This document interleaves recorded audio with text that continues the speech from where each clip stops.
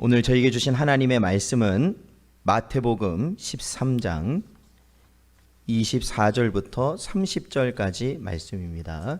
신약성경 마태복음 13장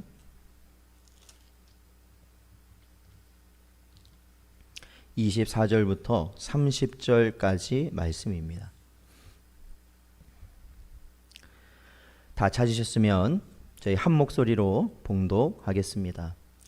예수께서 그들 앞에 또 비유를 들어 이르시되 천국은 좋은 씨를 제 밭에 뿌린 사람과 같으니 사람들이 잘 때에 그 원수가 와서 곡식 가운데 가라지를 덧뿌리고 갔더니 싹이 나고 결실할 때에 가라지도 보이거늘 집주인의 종들이 와서 말하되 주여 밭에 좋은 씨를 뿌리지 아니하였나이까?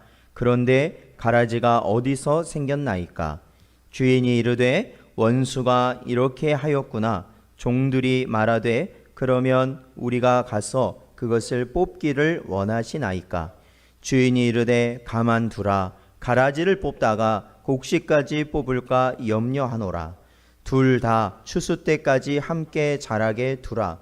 추수 때에 내가 추수꾼들에게 말하기를 가라지는 먼저 거두어 불사르게 단으로 묶고 곡식은 모아 내 곡간에 넣으라 하리라. 아멘. 기도하겠습니다. 하나님 감사합니다. 오늘도 이 시간 드려지는 이 예배 가운데 주시는 말씀을 저희들이 온 힘을 다하여 깨달을 수 있는 은혜를 허락하여 주시옵시고 아버지 하나님 언제나 저희들 마음 가운데 소망을 주셔서 언제나 주의 말씀을 듣고 깨달을 수 있는 그러한 소망을 허락하여 주시옵소서. 들을 귀 있는 자가 되게 하시고 좋은 옥토밭이 되게 하여 주시옵소서. 간절히 바라오며 예수님의 이름으로 기도하옵나이다. 아멘.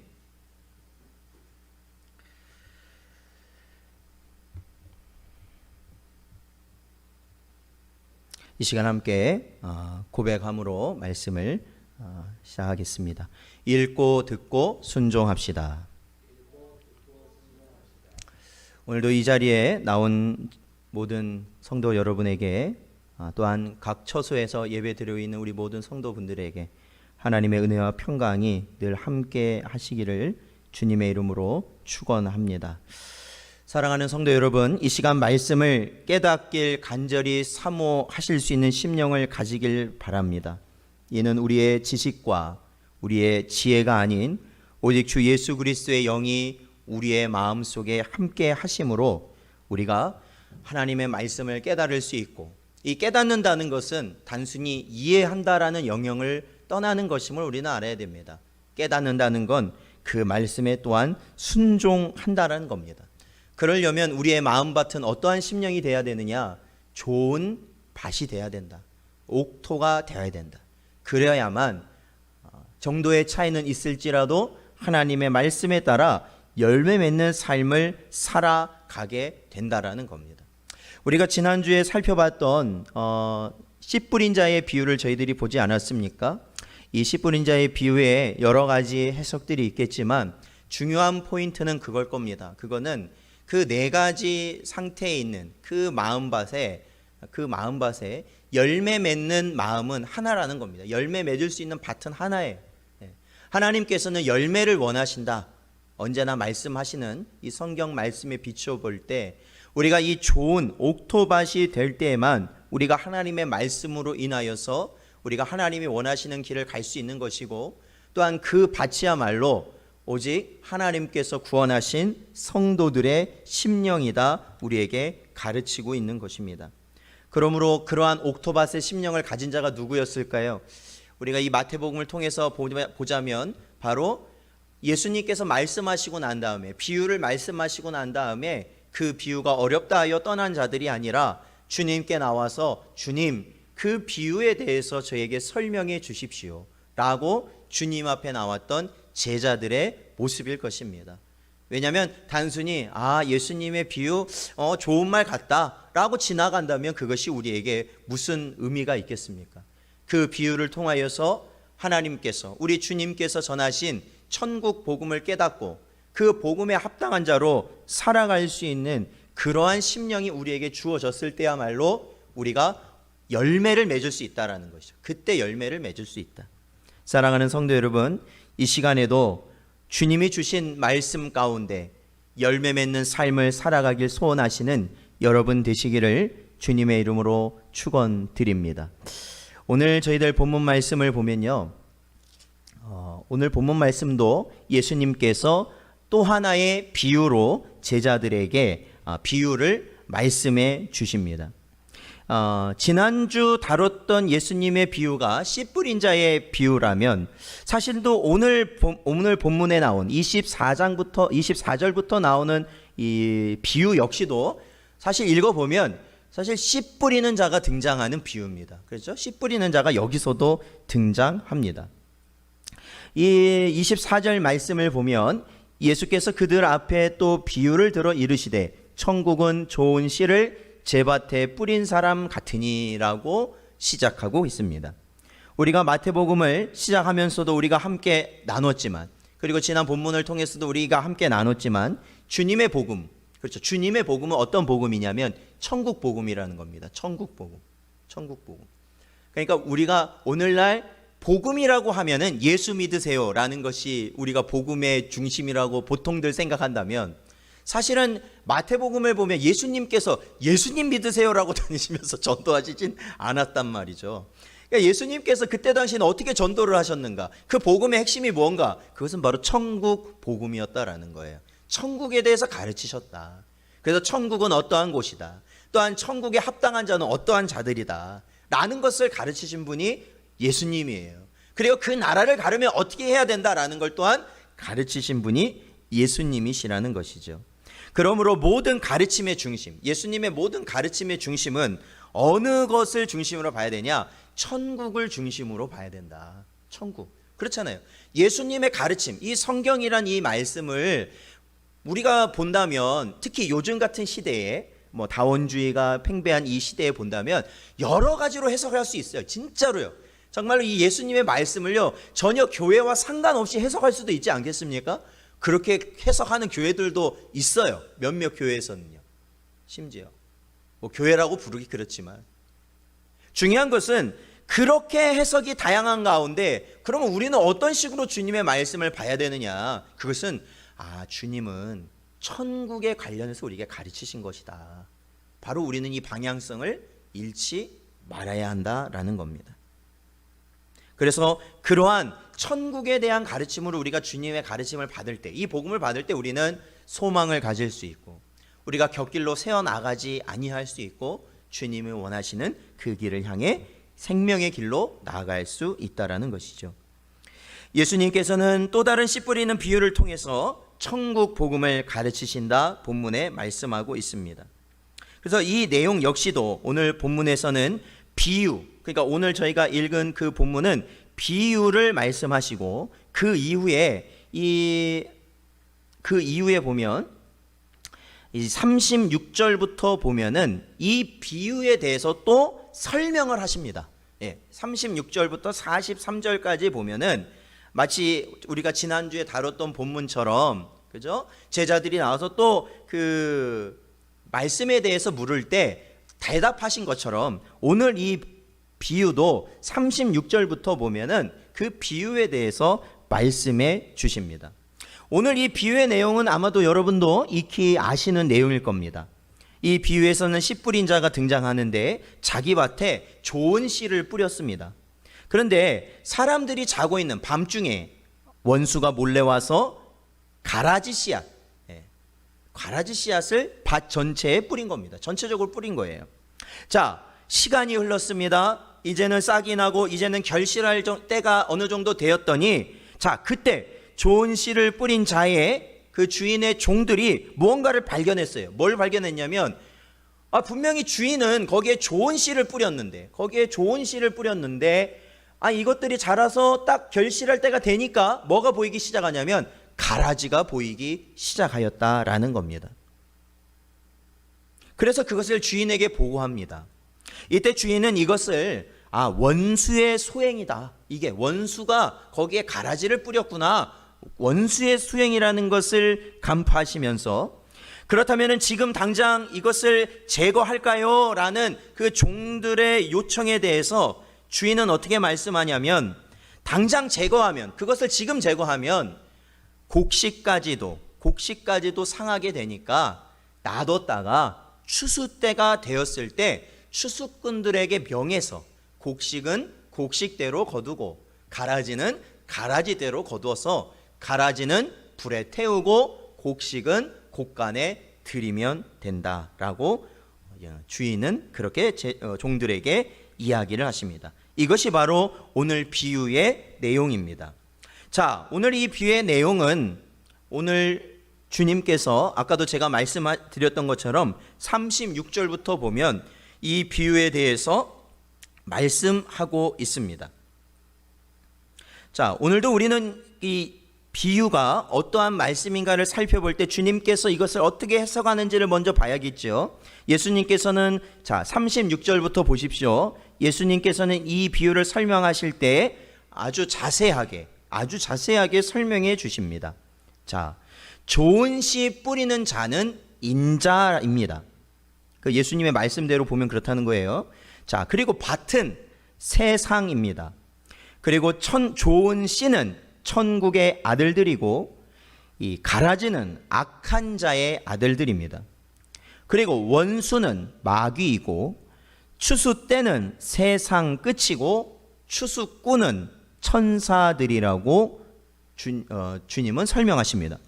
이 의미를 가지고 오늘 비유를 살펴본다면 이 세상에는 하나님의 자녀들과 사탄의 자녀들이 동시에 있다라는 겁니다. 결국에 그렇잖아요. 그렇죠? 동시에 있다라는 거예요.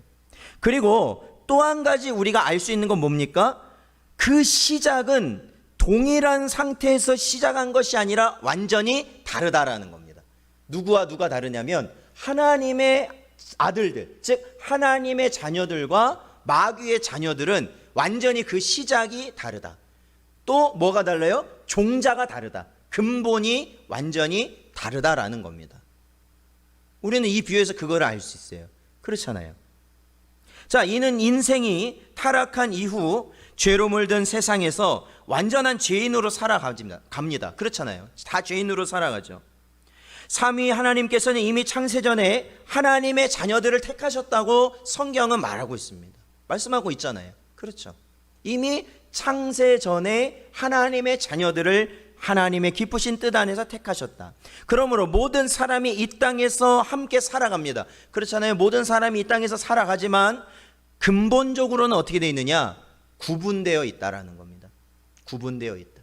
성경에서는 이 세상의 모든 사람이 이 세상에 이게 살아가는데 사실은 근본적인 구분이 되어져 있다라는 거죠. 어떻게 구분되어 있을까요? 하나님의 자녀들과 마귀의 자녀들로 사실은 구분되어 있다라는 겁니다. 자, 우리 예레미야서를 한번 보겠습니다. 자, 구약 성경인데요. 자, 예레미야서 1장 5절 말씀입니다. 예레미야서 1장 5절 말씀.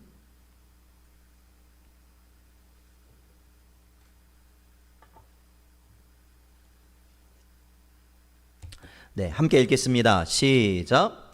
내가 너를 모태에 짓기 전에 너를 알았고 네가 배에서 나오기 전에 너를 성별하였고 너를 여러 나라의 선지자로 세웠노라 하시기로 아멘. 그렇습니다. 이게 누가 누구에게 하신 말씀입니까? 하나님이 선지자 예레미야에게 하시는 말씀인데, 예레미야를 부르셔서 하신 말씀인데 보십시오. 내가 너를 모태에 짓기 전에요. 그냥 단순히 태어나기 전이 아니라 이 모태에서 생기기도 전에 하나님은 어떻게 하셨다는 거예요? 예레미야를 선택하셨다라는 거예요. 선택하셨다. 그리고 내가 배에게 나오기 전에 너를 성별하였고 너를 여러 나라의 선지자로 세웠다. 그러니까 이미 예레미야가 모태에서 짓기 전에 하나님의 백성으로 구별되기도 전에 또한 이 엄마 뱃속에서 나와서 일을 하기도 전에 하나님께서는 자신의 자녀로 백성으로 또한 하나님의 일을 할 선지자로 택하시고 세우셨다라는 겁니다. 놀라운 말씀이죠. 놀라운 말씀이에요. 이미 그걸 정하셨다라는 거예요. 자, 우리 한 군데만 더 찾아보죠. 우리 이사야서 44장, 구약성경 이사야서 44장 2절 말씀이에요.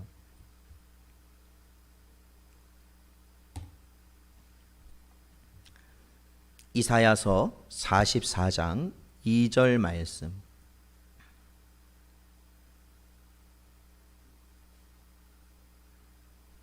이사야서 44장 2절 말씀이요. 전도사님 저 밖에 한번 나가 보시죠. 네.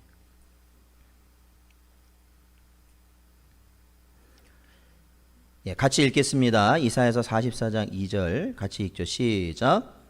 너를 만들고 너를 모태에서부터 지어낸 너를 도와줄 여호와가 이같이 말하노라. 나의 종 야곱 내가 택한 여수르나 두려워하지 말라 말씀하십니다. 그렇죠? 이 이사야서 44장 2절 말씀에도 보면은 너를 만들고 너를 모태에서부터 지어낸 너를 도와줄 여호와가 이같이 말씀하신다라는 겁니다. 그렇죠? 네. 하나님께서 이 세상 모든 사람들을, 이 세상 죄악된 모든 사람들 가운데서 하나님이 하나님의 백성을 택하셨다라는 거예요. 택하셨다라는 겁니다. 그러므로 하나님께서는 하나님의 자녀들을 택하시고 저마다에 뭘 주셨다? 사명을 허락하셨다. 사명을 허락하셨다. 믿으십니까? 하나님이 택하시고 저마다 그 사명을 허락하셨다. 그래서 하나님께서는 이 땅에서와 내세에서 하나님을 영화롭게 하고 오로지 하나님을 통해 기뻐하도록 감사하며 살도록 하나님께서는 하나님의 백성들을 정하셨다라는 겁니다. 그렇다면 이 말씀 한 가지가 오늘날 살아가는 우리에게 얼마나 많은 충격을 주는지 아십니까? 우리는 전혀 이런 하나님의 계획과 정하심과는 상관없이, 하나님이 나에게 주신 사명과는 상관없이 우리는 살아가려고 했지 않습니까? 그렇잖아요. 그리고 우리뿐만 아니라 우리의 자녀들이나 우리의 주변의 사람들, 우리와 가까운 사람들에게 이러한 생각과는 전혀 상관없이 우리는 그렇게 살아가고 있지 않습니까? 심지어는 주의 일을 한다는 사람까지도 하나님의 일을 자신의 일로 여기며 살아가는 것이 오늘날 우리의 모습 아니겠느냐라는 겁니다. 그러나 여러분, 하나님의 사람은 하나님이 택하시는 겁니다. 그리고 그 사람을 통해서 그 사람이 일을 하는 것이 아니라 하나님이 일하도록 하신다라는 겁니다. 그것을 믿어야 됩니다. 그것을 믿고 나가야 되는 거예요. 그러나 사탄은 어땠습니까? 사람을 타락시켰어요. 그렇죠? 인류의 시조인 아담과 하와를 타락시켰습니다. 그래서 그 이후에 태어난 모든 자들을 어떻게 만들었습니까? 자신과 같은 처지로 만들어버렸어요. 사탄과 같은 처지로 만들어버렸어요. 궁극적으로 영원한 불못에 들어가서 고통받은 존재로 만들어버렸다라는 겁니다. 그래서 이제 사탄은 그 이후의 모든 죄인들을 자신의 종으로 삼았고 자신의 자녀로 삼고 자신의 백성으로 삼아버렸다라는 것이죠. 우리 요한복음 8장 44절 보겠습니다. 요한복음 8장 44절 말씀.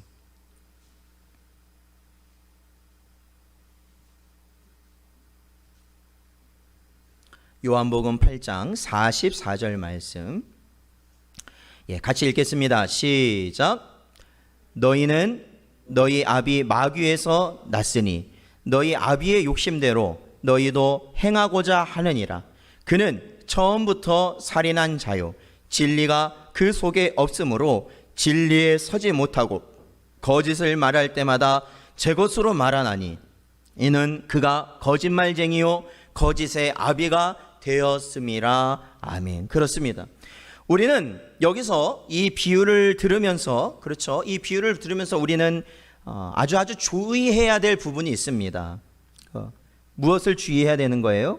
오늘 저희들이 이 씨 뿌리는 자의 비유를, 오늘 24절부터 나오는 이 비유를 들으면서 우리는 이 세상에는 하나님의 자녀들도 있고 마귀의 자녀들도 있구나. 예수님께서도 분명히 마귀의 자녀들을 이렇게 말씀하시면서 있다는 것을 인정하셨구나 라는 이 말씀, 그리고 우리가 이 비유를 들으면서 분명히 중요하게 주의해야 될 분이 있습니다. 그럼 뭘 주의해야 되느냐? 그거는 곡식과 가라지가 이 땅에 아무리 있다 하더라도 그것은 우리의 눈으로는 구분할 수 없다라는 겁니다. 그것을 주의하셔야 됩니다. 그것을. 분명히 있습니다. 성경 말씀은 분명히 있어요. 곡식이 있고 가라지가 분명히 있습니다. 세상에 있다라는 것은 또 어디에 있다는 걸까요? 세상 안에 있는 교회 안에도 똑같다라는 겁니다. 천상교회가 아닌 이 지상교회는 그 교회 안에 곡식도 있겠지만 가라지도 분명히 있다라는 겁니다.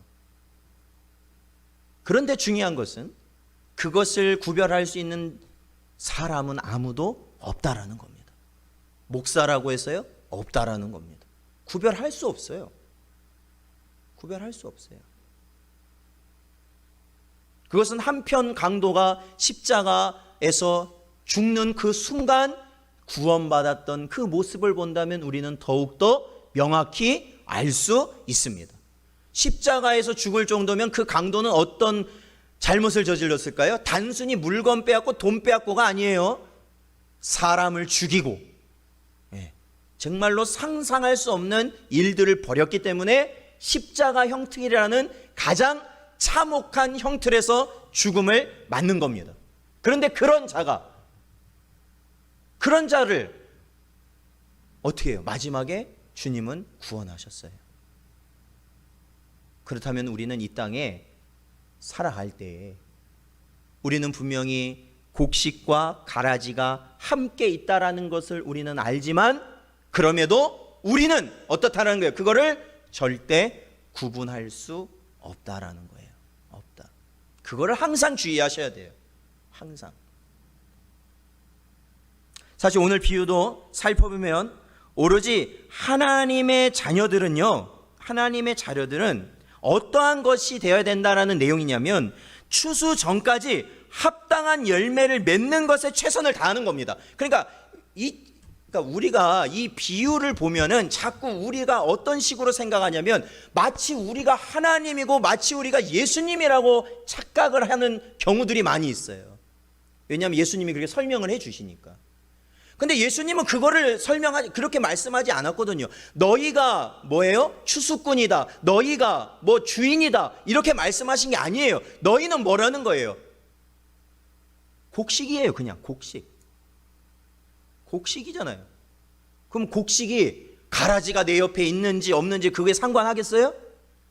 상관해요? 안 해요? 안 하잖아요. 곡식은 뭐 할 뿐이에요? 오로지 열매 맺는 것 뿐이에요. 열매 맺는 것. 우리는 어찌 보면 이 비유의 가르침의 핵심을 어떻게 보면 너무 비껴간단 말이죠. 너무 비껴가요. 그래, 가라지도 있지. 그래, 가라지가 있어. 분명히. 그래. 우리 보면 그래, 가라지가 있어. 가라지. 그러면서 막 은혜 받았다고 이렇게 이 말씀을 듣고 그렇게 생각하시는 분이 있다면은 제가 말씀드립니다만 그렇게 생각하는 본인이 가라지일 수 있다라는 것을 생각하셔야 된다라는 거예요. 절대로 주님의 비유는 우리가 이 말씀을 통해서 알곡과 곡식과 가라지를 구분하라고 말씀하신 게 아닙니다. 곡식은 곡식대로 알곡을 맺으면 되는 겁니다. 그 열매를 맺으면 되는 거예요. 그러면 끝이에요. 그러면 끝. 그 이상 그 이하가 없다라는 것이죠. 자, 우리 고린도후서 7장 10절 말씀을 읽어보겠습니다. 우리 신약성경 고린도후서 7장 10절 말씀입니다.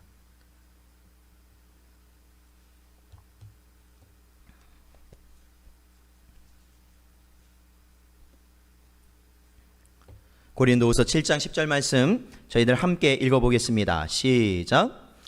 하나님의 뜻대로 하는 근심은 후회할 것이 없는 구원에 이르게 하는 회개를 이루는 것이요 세상 근심은 사망을 이루는 것이니라. 아멘. 그렇습니다.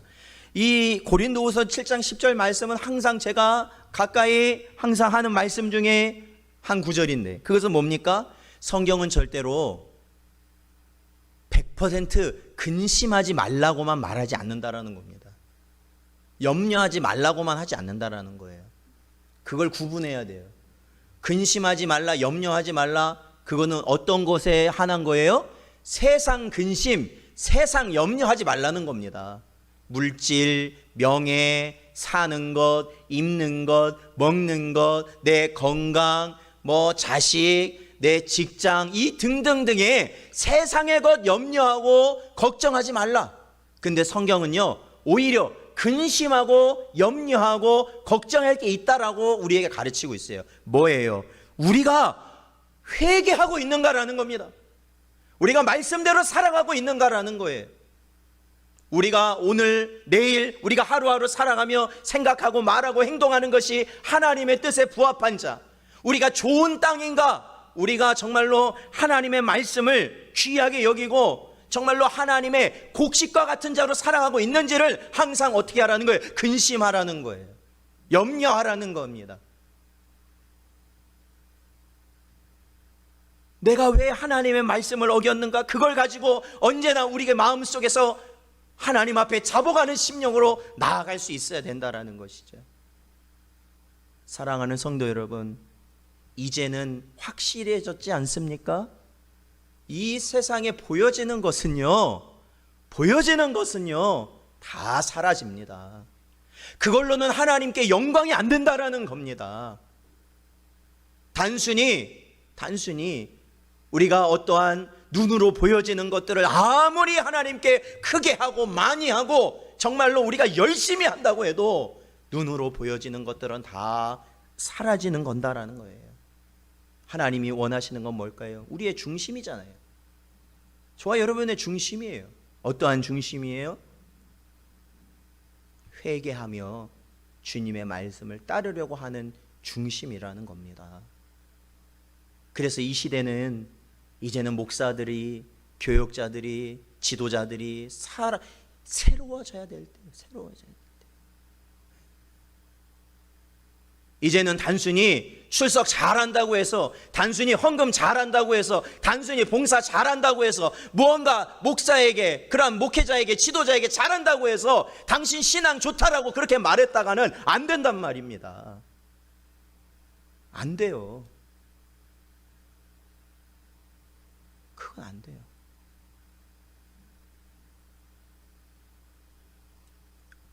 오히려 우리 모두가 하나님의 말씀대로 우리가 살아가고 있는가를 날마다 돌이켜보며 회개해야 되는 것, 그것이 이제 이 마지막 때를 살아가는 저와 여러분이에요. 그거밖에 없어요. 그거밖에. 그리고 항상 말씀에 매달리고 항상 말씀에 우리가 순종한, 그래야 되는 거예요. 그러려면 어떻게 해야 돼요? 그래서 제가 가정에서 예배를 드리시라고 말씀드리는 거예요. 혼자가 됐든 둘이가 됐든 서희가 됐든 예배 드리시라는 거예요. 그래야 우리가 하나님의 말씀을 계속해서 듣고 우리가 돌이켜 볼 거 아닙니까? 언제까지 이런 장소가 남아나는 있는 장소가 언제까지 이루어질까요, 여러분? 그러면 여러분이 흩어졌다면 흩어진 그곳이 여러분 하나님께 예배드리는 그곳이 성전입니다. 이제 그렇잖아요. 여러분 흩어지면 그곳이 성전이라고요. 성전이에요. 거기가. 지금부터 준비하셔야 돼요. 지금부터. 사소하고 아무것도 아닌 것 같아도 그것이 근본이라는 것을 기억하셔야 됩니다. 주인의 종은 가라지를 제거해야 되지 않겠느냐고 주인에게 묻지 않습니까? 이 비유에 보면요. 근데 주인은 곡식도 상할 수 있으니 놔두라 말씀하십니다. 아마도 농사를 조금이라도 경험하신 분들이라면 이게 논이나 밭이나 이렇게 작물을 관리하기 위해서는 어떻게 하냐면 여러 가지를 해요. 그냥 씨만 뿌려놓는다고 잘하는 게 아닙니다. 그게 신경이 엄청나게 들어가는 게 농사일이에요. 제일 많이 하는 게 뭐예요? 약을 뿌려줘야 되는 거죠. 항상 이 약 안 뿌리면 여러분 절대로 우리가 먹는 그런 온전한 농산물이 나올 수가 없습니다. 이게 항상 약을 뿌려줘요. 농약을 뿌리고 또 어떻게 하냐면 이 풀들을 또 제거해 줘야 돼요. 안 그러면은 이게 또 이 곡식, 이 작물에 악영향을 주죠. 그 양분을 다 빼앗아 먹으니까. 그래서 풀도 뽑아야죠, 약도 쳐야죠. 그런 작업을 결실할 때까지 사실 계속 하는 겁니다. 계속 하는 거예요. 그런데 여러분, 이러한 것들을 하다 보면요, 어떠한 일들이 있냐면 본의 아니게 아무리 잘해도 본의 아니게 어떻게 해요? 작물을 상하게 할 때가 있어요. 그렇잖아요. 약을 뿌리다가도 그렇고, 풀을 뽑다가도 이게 풀만 뽑아야 되는데 잘못해가지고 작물도 막 뽑을 수도 있고, 이게 막 그럴 수가 있단 말이죠. 상하게 돼요. 그러니 그 옛날에 2000년 전에 여기서 이 성경에서 가라지라고 말하는 게 뭐 이제 보면은 이 독보리라고 해요. 독보리라는 식물이라고 해요. 이 독보리가 어떤 거냐면, 씨가 뿌려져서 자랄 때는 밀이나 그러한 곡식하고 거의 구분이 안 된다라는 거예요. 자랄 때는 구분이 안 돼. 이게 밀인지 이게 독보리인지 구분이 안 되다가 언제 구분이 되냐면은 이제 그것이 자라서 결실할 때쯤이 되면 달라진다는 거예요. 확연히 달라진다라는 거예요. 키도 다르고 그 모양이 완전히 다르기 때문에 저게 독보리구나 라고 분명히 이제 눈에 확 들어오는 거죠. 그런데 그때 가서는 중요한 게 뭐냐, 이미 이 독보리의 뿌리라든지 그런 것이 다른 곡식들과 굉장히 어떻게 해요? 얽혀 있기 때문에 이 독보리를 뽑는다고 해서 그것만 뽑히는 게 아니라는 거예요. 쉽게 말하면. 그래서 곡식들이 많이 상하게 되는 거죠. 그러니까 결국에는 그것을 그때 뽑게 되면 곡식이 상할 수밖에 없다라는 겁니다. 그래서 오늘 비유에서도 보면 주인은 좋은 씨앗을 뿌린 이후에 어떻게 합니까? 원수가 와서 가라지를 뿌려요. 그렇죠? 가라지를 뿌려요. 근데 우리가 이 비유가 짧다 보니까 이게 너무 시간상 너무 우리도 짧게 그냥 뭐 뿌린 그 다음 날이라고 생각을 하시는 분들도 꽤 있을 수 있을 것 같아요.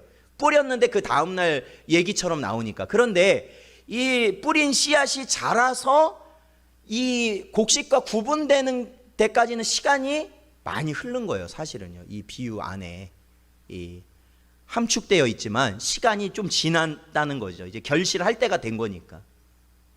그러니까 그때까지 몰랐다라는 거예요. 종이 몰랐다는 거예요. 그러다가 이제는 결실할 그때가 되었을 때, 그러니까 시간이 한참 흐른 후가 되니까 이제 그때 가서 어떻다는 거예요? 그거를 구분하였다라는 것입니다. 예수님께서는요, 이 비유를 말씀하실 때 그러잖아요. 결국에는 제가 말씀드렸지만 이 처음에는 구분이 안 돼요. 이 독보리와 곡식이 구분이 안 되다가 결실할 때가 되면 달라진다. 근데 여러분, 결실할 때가 되었다라는 것은 뭐가 가깝다는 거예요? 결실할 때가 됐다. 추수가 가깝다라는 거예요. 그러니까 예수님의 말씀대로 보냐면 추수라는 건 뭐라고요? 마지막 때라는 거거든요. 마지막 때. 그 마지막 때 주님의 심판이 가깝다라는 것이죠. 가깝다. 자, 예수님께서는요, 가라지들을 향해서 뭐라고 말씀하시냐면, 이 가라지를 뭐라고 말씀하시냐면, 자, 그 가라지에서 뭐라고 말씀하십니까? 이 가라지들은 모든 넘어지게 하는 것과 불법을 행하는 자들이다 라고 말씀하십니다. 그렇죠? 그러니까 저희가 이 41절 말씀에 보면은 인자가 그 천사들을 보내니 그들이 그 나라에서 모든 넘어지게 하는 것과 또 불법을 행하는 자들을 어떻게 하신다고요? 거두어 내신다. 그러니까 이게 누구냐면 가라지라는 거죠. 가라지라는 거예요. 즉 죄를 짓게 하거나 죄를 짓는 모든 자는 가라지라는 겁니다. 이들은 세상에서 자신이 도덕적이고 정의롭게 여겨질 수 있는 것처럼 교회 안에서는 하나님의 참된 백성으로 보일 순 있을지 모르겠습니다. 그러나 주님의 때가 가까이 오면 올수록 어떻다는 거예요? 그들의 정체가 분명히 드러나게 된다라는 겁니다. 분명히 드러나게 돼요. 우리는 모르더라도 하나님은 분명히 아십니다. 왜냐하면 하나님은 사람의 어디를 보시는 분이라고 말씀을 하십니까? 중심을 보시는 분이시다 말씀하고 있기 때문입니다. 사랑하는 성도 여러분, 이 땅은요, 우리가 살아갈 때에 하나님은 어떻게 살아가기를 허락하신 거예요? 그러니까 자신의 자녀들과 함께 이 사탄의 자녀들을 이 땅에서 공존케 하신 거예요. 쉽게 말하면 이 땅에서 함께 가도록 하신 거예요. 심지어는 가라지가 곡식의 성장을 방해하는 그 순간까지도, 이 가라지들이 자라면 사실은 이 곡식도 방해를 받을 수밖에 없거든요. 방해를 받을 수밖에 없어요. 그럼에도 불구하고 어떻게 하신다라는 거예요? 추수 때까지 기다리신다. 추수 때까지.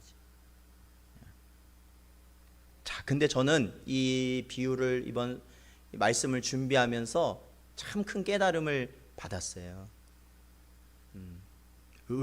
어떻게 주님은 기다리실 수 있을까? 어떻게? 그 주님의 기다림은 오늘날 주님의 자녀들, 하나님의 자녀들, 구원받은 자들에게 정말로 가장 필요한 성품인 인내이기 때문에 그렇습니다. 그 주님의 기다리심은 우리 성도들이 인내할 수 있는 이유와 같은 거더라고요. 보니까 성도들에게 뭐예요? 인내하라는 거잖아요. 성령의 9가지 열매 보면 나오잖아요. 오래 참음이라는 게 나오잖아요. 그렇죠? 사랑과 희락과 화평과 오래 참음이 나오잖아요. 오래 참음. 그럼 어떻게 해서 오래 참을 수 있을까? 우리가 뭘 보고 오래 참을 수 있을까라는 거예요.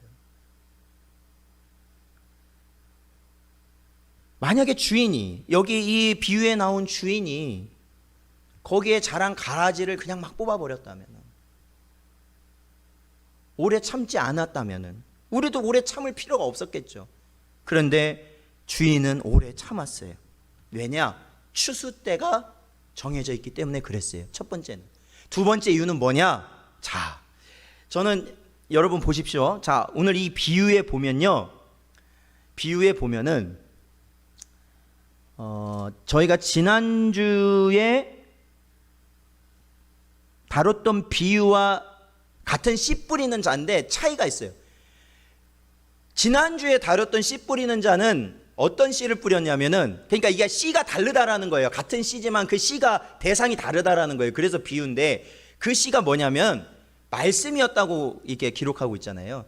근데 오늘 이 씨 뿌리는 자의 비유를 보면요, 이 씨 뿌린 자가 어떤 씨를 뿌렸냐면 그냥 씨를 뿌린 게 아니라 어떤 씨를 뿌렸대요? 성경에 뭐라고 나와 있어요? 어떤 씨를 뿌렸다고 나와요? 24절에 보면, 그냥 씨를 뿌리신 게 아니라 좋은 씨를 뿌렸다라는 거예요. 좋은 씨. 좋은 씨. 그러니까 저도 예전에 보면 어떠한 이 종자를 옛날에 보면은 종자를 이렇게 뭐라고 할까요? 좋은 씨인지 아닌지 구별하는 그러한 게 있어요. 시골에서도 보면. 그게 죽은 씨, 그러니까 생명이 들어있는지 없는지 그걸 구별을 한다고요. 그래서 이렇게 물 같은데 이렇게 넣어보면 죽은 쭉정이 같은 건 다 떠버린다고요. 그런 건 다 걷어내버리는 거예요. 씨도요. 그래서 좋은 씨만 가지고 뭘 하는 거예요? 농사를 짓는 거예요, 사실은요. 그러니까 주인님이 어떻게 하셨다는 거예요? 주인이 좋은 씨를 뿌렸다는 거예요. 그러니까 저는 이 말씀을 볼 때 바로 이 부분에서 정말로 핵심적인 은혜가 있다라는 걸 깨닫게 돼요. 뭐냐면 주인이 뿌린 씨앗은 아주 좋은 씨앗이기 때문에, 아주 좋은 씨앗, 절대적으로 열매를 맺을 수 있는 씨앗이기 때문에 원수가 와서 가라지를 뿌려서 그 가라지가 이 씨앗들의, 이 곡식들의 자람을 방해한다 하더라도 반드시 어떻게 할 거라는 거예요? 30배, 60배, 100배의 결실을 맺을 씨앗이라는 거예요. 그거를 주인은 확증하신 거예요. 확증하셨다. 그러니까 하나님의 택한 자는 어떻습니까? 하나님의 택한 자는 어떠한 일이 일어난다 할지라도, 어떠한 상황이 생긴다 할지라도 결코 하나님께서 그를 향한 사랑을 그 어떤 피조물이라도 어떻게 한대 끊을 수 없다는 거 아닙니까? 결국에는 구원을 끝까지 이룬다는 건 아닙니까? 하나님께서 이루시기 때문에. 믿으십니까? 그거잖아요. 좋은 씨. 그러니까 주인은 놔두라고 그랬어요. 놔둬라. 어차피 이 씨 곡식들은 열매를 맺을 것이다. 그러면 나중에 심판 때에 가서, 추수 때에 가서 나누면 되는 것이다 말씀하는 거죠. 그래서 곡식인 하나님의 백성들은 모아서 하나님의 그 영광의 나라로 들이시고, 이 가라진 이 사단의 마귀의 자식들은 어떻게 하신다라는 거예요? 그 마귀와 함께 영원히 꺼지지 않는 불못으로 쫓아 버리시겠다라는 거예요. 자, 결국 하나님의 나라는, 그렇죠, 오늘 이 비유는 천국에 대한 비유니까요. 하나님의 나라는 어떡합니까? 가라지와 같은 자들이 모두 구분되어서 결코 공존할 수 없는 곳이 천국이에요. 가라지와 같은 자들은 절대 들어올 수 없다라는 거예요. 그게 천국이라는 겁니다. 천국. 자, 우리 계시록 21장 8절 읽어보겠습니다. 요한계시록 21장 8절 말씀.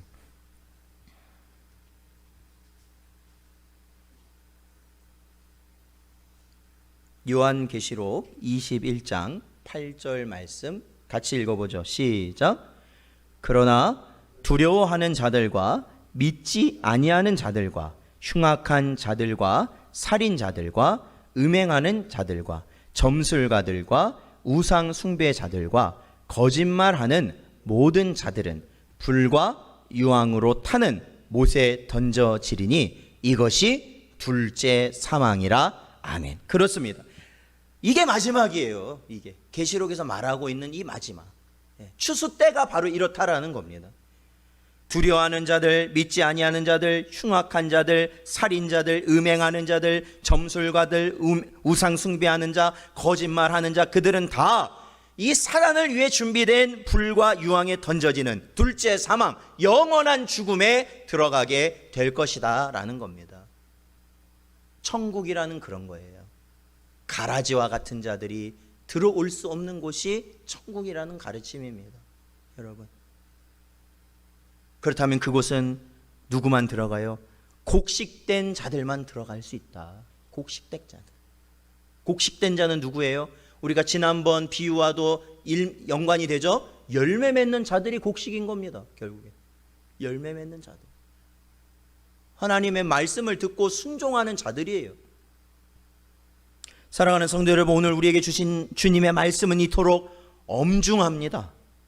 오늘날 우리는 많은 것이 얼마나 하나님 앞에서 아무 소용없는 것인지 우리는 두 눈으로 분명히 똑똑히 목도하고 있습니다.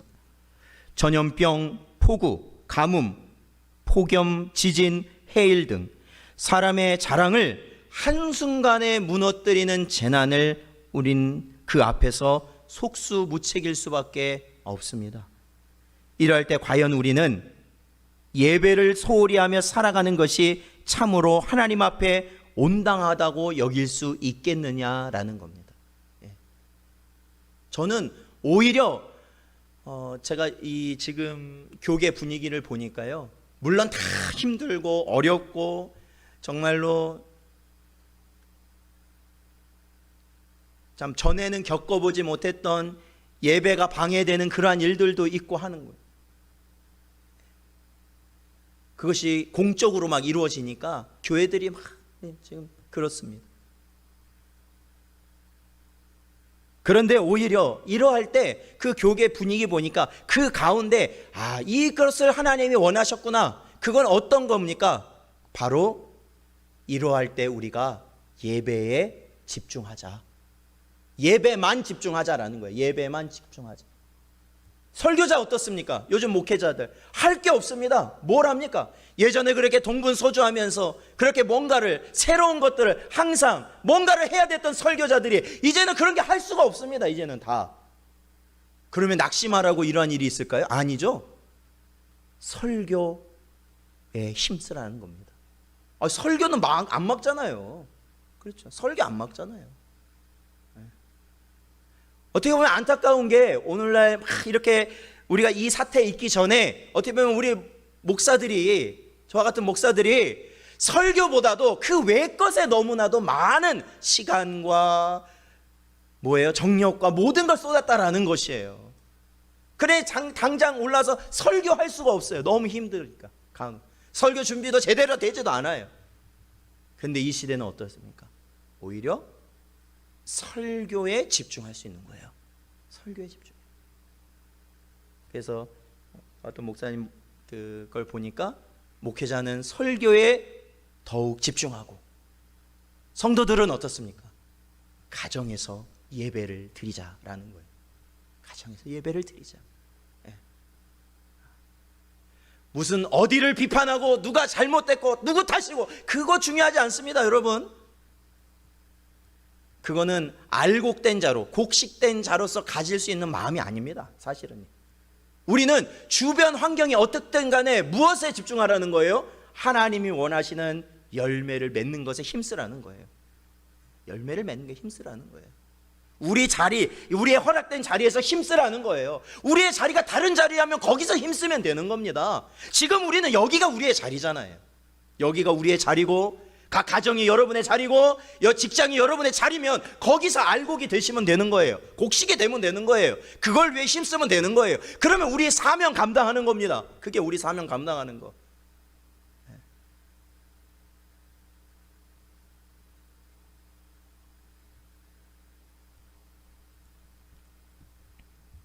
사랑하는 성도 여러분, 우리의 삶은 오로지 하나님을 예배하는 것뿐임을 기억하시기 바랍니다. 그리고 주신 말씀 통하여서 우리가 참된 성도라면 곡식, 열매를 맺는 것에 힘쓰는 심령, 자원하는 심령이에요. 그 자원하는 심령으로 이 마지막 때를 은혜로 살아가시는 여러분 되시기를 주님의 이름으로 축원드립니다. 기도하겠습니다. 아버지 하나님, 감사합니다. 오늘도 이 시간에 주신 말씀 저희들의 심령 가운데 세우셔서 오직 주님 주신 그 길을 갈 수 있도록 인도하여 주신 것 감사합니다. 이 시간에도 하나님, 저희들의 마음을 하나님 위로하시고 하나님 바른 길 가게 하시사 이 어려운 때에도 오로지 하나님의 말씀에 순종하며 열매 맺는 것에 힘쓰며 주님 오실 그날을 기다리며 살아가는 우리 모든 성도들 되게 하여 주시옵소서.